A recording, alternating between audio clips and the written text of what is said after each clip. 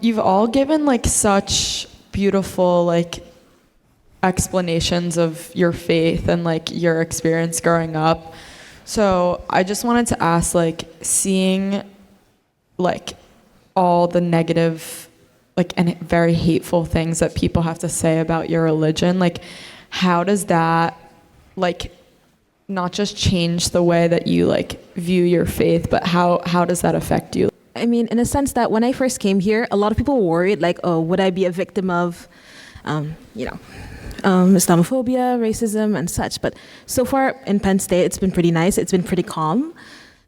However, Wait, what do you mean pretty calm? I say pretty calm. I've never been a blatant victim, in a sense, like, so my mom once came to the US, and in a sense that when she was just walking around, I think she was going to buy groceries at the time, it's like someone who was driving by came to spit at her. But that was also like post 2001. So Post 9/11? Post 9/11, yes. Yeah. Okay. But you've never had anything.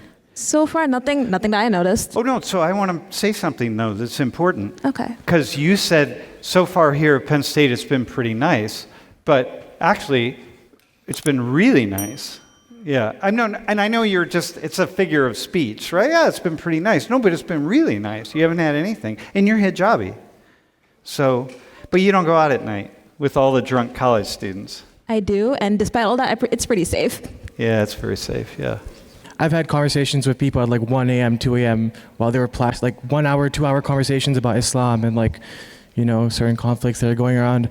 Even in, the back of a bar at like 1 a.m., we'd be talking for like 30, 40, 50 minutes. And I think it's very interesting to hear other people's perspectives. But I think specifically in the US, one thing I've realized is like people have good things and bad things about them. Certain cultures have good things and bad things about them.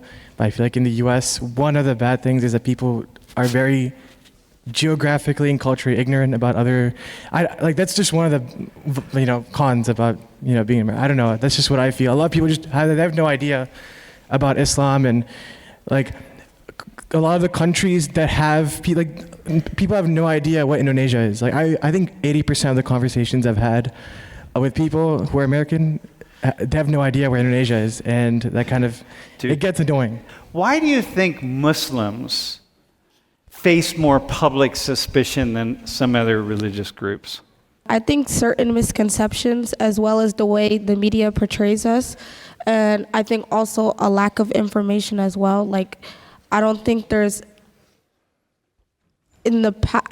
growing up, I would say I don't think there was as much exposure to Islam, especially when you're as a child. People don't really know about it, and then in the media you see these things being said about other countries and things like that who are Muslim majority, so then that kind of puts the stigma on all Muslims when Islam is very diverse and there's so many different Muslims. When you think about Muslims, as an American, what do you associate Muslims with? Be honest, bro. Are you Yeah, be honest.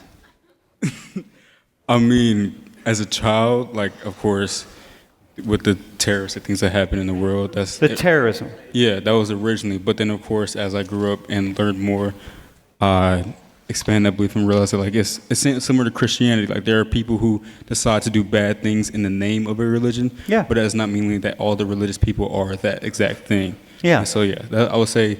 And also that's mostly because of the media. My mom didn't teach me that. My family didn't teach me that. No, it was because that. if I turn on the news, then that's what we see. And then you go online, it's if someone has a hijab on, then they're going to bomb something, which of course isn't true. But that's what the media portrays very, very, I would say, very disproportionately than what we've heard from these individuals. The 20th century was the century in which Christians, not in the name of Jesus, by the way, but Christians killed over 100 million people in the 20th century. Christians were killing a lot of people. This your people, dude. Christian. The people that somehow believed in Jesus, they wore crosses, the whole nine yards. It's come on. Not in the name of Jesus, but they did. The 21st century is a century, and it's Muslims are now neck and neck with Christians. So, but then 20th century, when I was a kid, we didn't link Islam with terrorism at all, but it just happened to shift in that direction. In the future, I don't know, maybe it'll be Hindus, you know? In the 22nd century, maybe it'll be the Hindus that like take the lead or whatever. But right now, Muslims have kind of jumped in. You've already heard from them. It's like, that's not us. This guy, Jack's here. There's 2.2 billion Christians in the world. He's one. Do you feel to what degree do you feel a responsibility to say, like, dude, we're not come on, stop? Wow.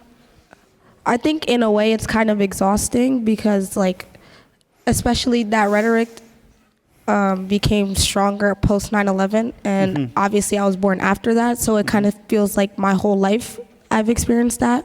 But I think in a way I do feel like I take on that responsibility in the way that I interact with people and the way that I interact in the world. And I think also being a hijabi, I think also I represent Islam in a different way because you can see it when you look at me. Like, sometimes when you're not wearing something that represents your religion, it's easier to get away with kind of like disassociating from that.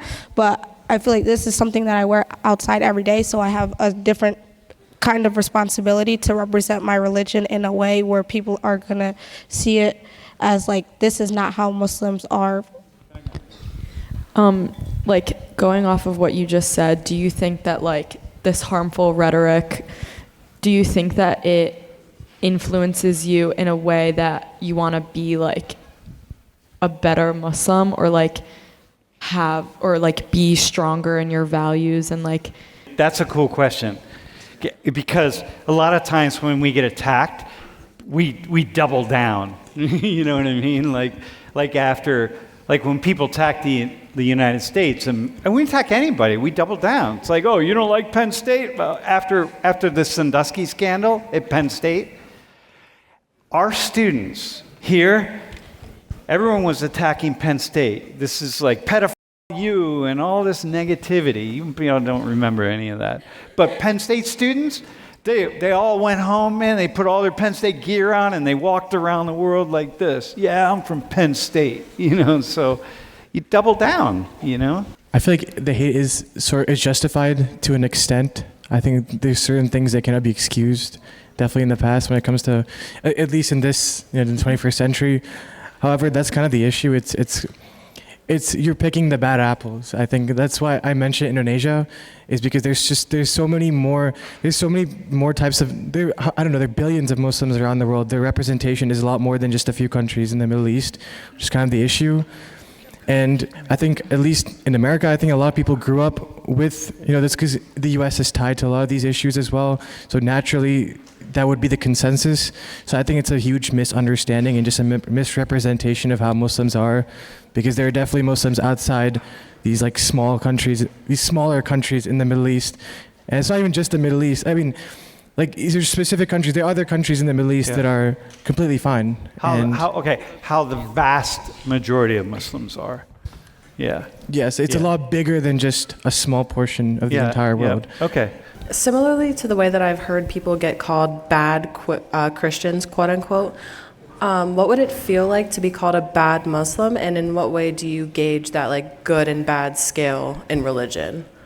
The thing is, within my like the Muslim Asian community, it's more of, okay, it's bad or good in a sense that how, I'd hate to say it, but I guess it's be like how visibly you are following Islam. So, okay, you'd be, I don't really like saying this, but like you'd be a bad Muslim if your hijab is pretty short. You'd be a bad Muslim if your hijab shows your hair.